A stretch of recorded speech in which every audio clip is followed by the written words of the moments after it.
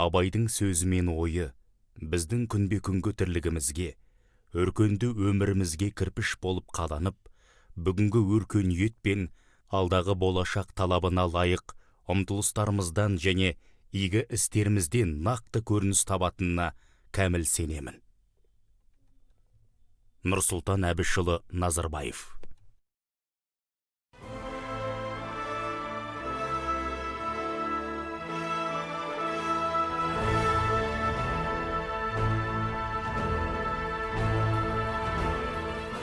Армысыздар аса қадірменді өнер сүйер қауым. Қайырлы кеш, руханият әлеміне назар салған көрермен. Ұлы ақын, ойшыл, Хәкім Абай Құнанбайұлының 175 жылдық мерейтойын қорытындылау салтанатына қош келдіңіздер. Елорда төрінде өткен қазақ халқы, Абайдың халқы атты концертте мемлекет басшысы Қасым-Жомарт Кемелұлы Тоқаев биылғы жылды Абай жылы деп мерекелік шаралардың басын бастап берген болатын. Қазақ елі мен Абай елі ұғымдарын жеке ажырата қарай алмаймыз. Себебі бұл мызғымас феномен. Елбасы Нұрсұлтан Назарбаевтың Абай аманат атты мақаласында байқауымша ұлылықты ұғыну бір бөлікте, онымен табысу және тоғысу, яғни түпсіз тереңіне бойлап, жеке болмысыңа жарату өз алдына 40 қатпар құбылыс дейді. Адамзаттың бәрін сүй, бауырым деп. Бұл Абайдың мәңгі жасайтын қағидасы. Адамзат жұртына Абай ортақ. Ұлы ақынның ғибратты ғұмырын, ұлағатты мұрасын насихаттау жолында көп шаруа атқарылды. Ең алдымен ақынның кіндік қаны тамған жерде барлық маңызды нысандары қайта жаңғыртылды. Жидебай бөрілі тарихи-мәдени кешені жанына келбетке ие болды. Мерейтойға арналған түрлі форматтағы бірнеше мәдени іс-шаралар ұйымдастырылды. Ал бүгінгі өткел отырған салтанатты шара ақын рухына тағзым, мұрасын насихаттау үшін ұйымдастырылып отыр. Абай сахнасында Әміре әлемі және ертіс концерт қос шығармашылық ұжымының концертін тамашалайтын боласыздар. Өр-Алтайдан бастау алған қарт ертістің бойы Абай еліндегі игілікті шарамызға қолдау берген Шығыс Қазақстан облысының әкімдігіне шексіз алғысымызды білдіреміз. Шығыс Қазақстан облысы мәдениет басқармасының ұйымдастыруымен Хәкім Абай Құнанбайұлының 175 жылдық мерейтойының қорытынды және ұлы ақын мұрасына арналған концертін қабыл алыңыздар. Мәдениет саласының үздігі, күйші композитор Айбек Бекбосынның Абай Құнанбайұлының 175 жылдық мерейтойына арнайы жазылған күйі Телғара. Оркестрге өңдеп түсірген Қазақстанның еңбек сіңірген қайраткері, белгілі композитор Ермұрат Үсенов. Халықаралық және республикалық байқаулардың лауреаттары, Бибігүл Қазақ халық аспаптар оркестрі және эстрада симфониялық оркестрі, дирижері, мәдениет саласының үздігі Нұрлан Төкей орындайтын автор.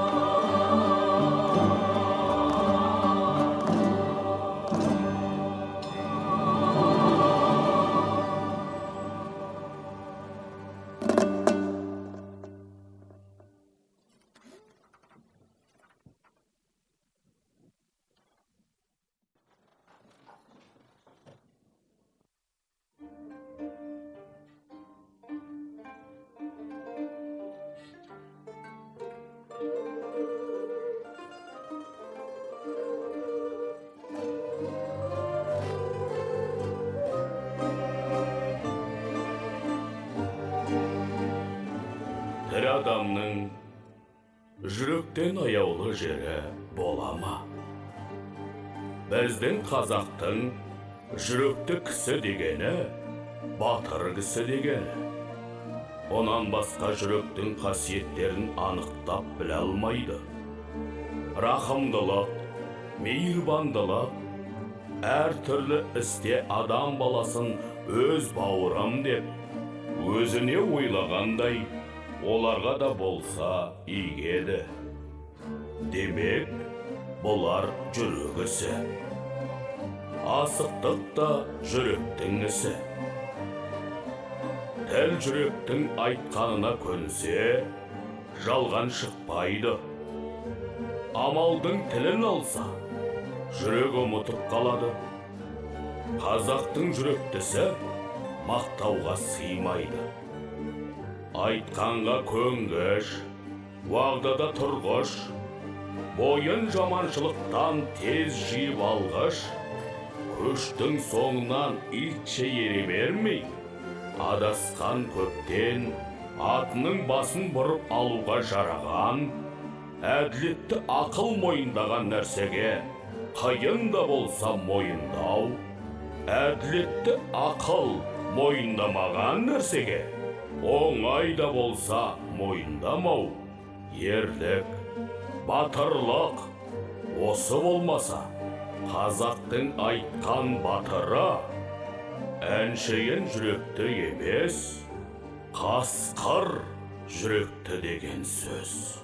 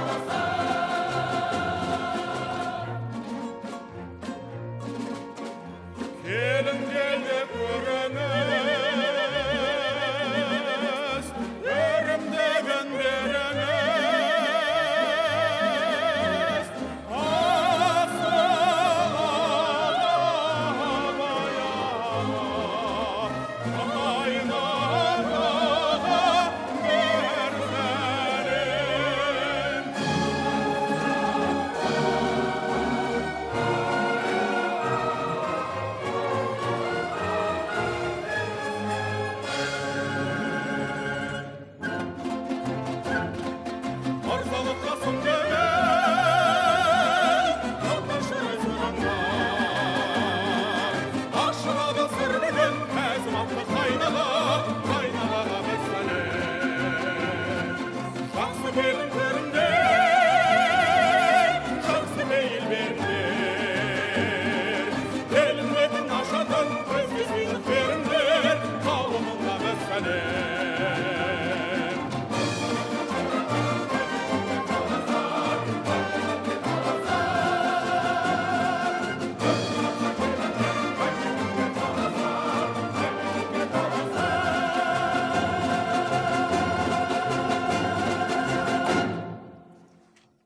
Aydar'ı çakırayım ortaga. Aydar. Oy Aydar gel.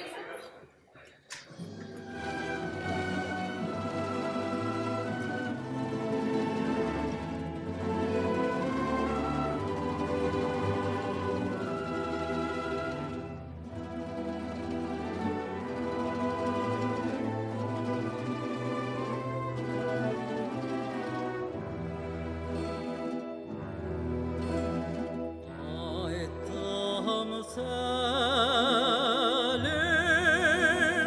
kalamaz